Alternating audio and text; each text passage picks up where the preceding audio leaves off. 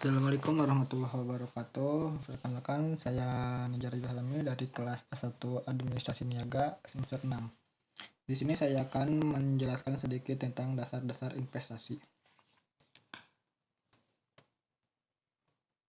Pengertian investasi. Investasi adalah bentuk penanaman aset atau dana perusahaan atau individu untuk jangka waktu tertentu untuk mencapai pengambilan yang lebih tinggi di masa depan. Ada banyak hal yang terkait dengan kegiatan ini. Beberapa di antaranya adalah sarana dan tujuan dari investasi itu sendiri.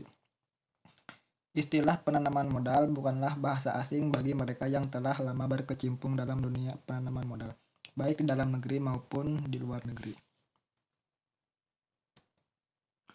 Untuk selanjutnya jenis-jenis investasi. Jenis investasi berdasarkan waktunya. Yang pertama adalah jenis investasi jangka pendek. Sesuai dengan namanya, jenis investasi ini relatif berumur pendek dengan hasil yang terlihat setelah 3 atau 12 bulan. Istilah lain dari investasi jangka pendek adalah investasi sementara untuk mengamankan aset sambil menunggu peluang investasi lain yang memberikan imbal hasil yang lebih optimal. Untuk yang kedua, investasi jangka panjang. Tidak seperti investasi jangka pendek, investasi jangka panjang termasuk dalam kategori investasi yang membutuhkan waktu bertahun-tahun untuk menunjukkan hasil dan pengembaliannya. Misalnya, dibutuhkan waktu hingga 10 tahun bagi banyak investor untuk menjualnya dan menghasilkan keuntungan.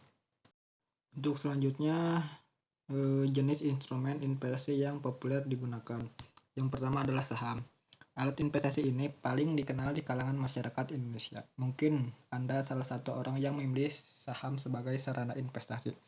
Artinya, ketika Anda membeli saham di perusahaan yang terdaftar, Anda menjadi pemegang saham perusahaan itu dan berhak atas dividen yang sama dengan persentase saham yang Anda miliki di perusahaan itu. Untuk yang kedua, emas dan logam mulia. Selain saham, emas dan logam mulia merupakan salah satu alat investasi yang dikenal masyarakat Indonesia dari dulu hingga sekarang. Investasi ini juga cocok bagi Anda yang menginginkan investasi jangka panjang dan cenderung aman.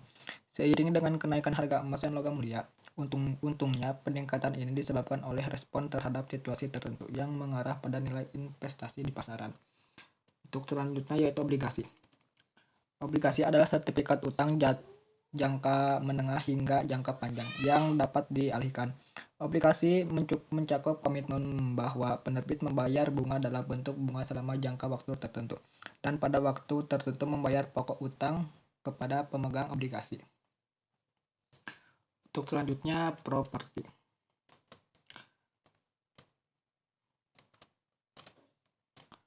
Biasanya orang akan sangat tertarik dengan jenis investasi ini jika sudah memiliki modal yang cukup. Seperti yang Anda ketahui, tanah dan bangunan merupakan investasi jangka panjang yang sangat menjanjikan.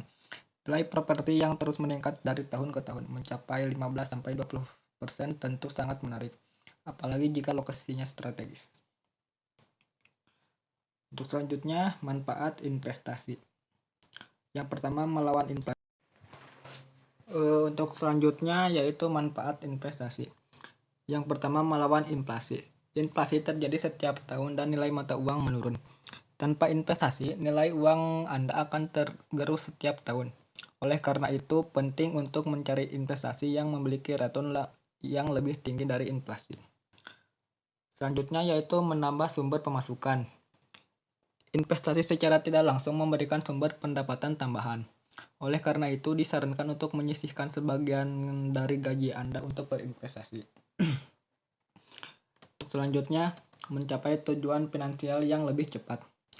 Jika Anda bisa menabung hanya 1 juta rupiah per bulan, itu akan memakan waktu lebih dari 8 tahun.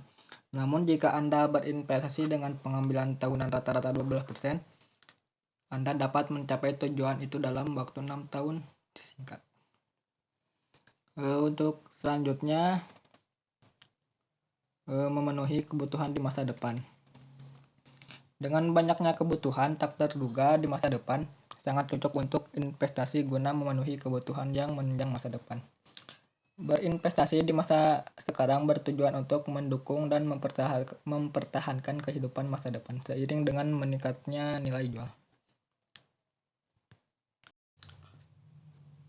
Untuk selanjutnya yaitu resiko investasi.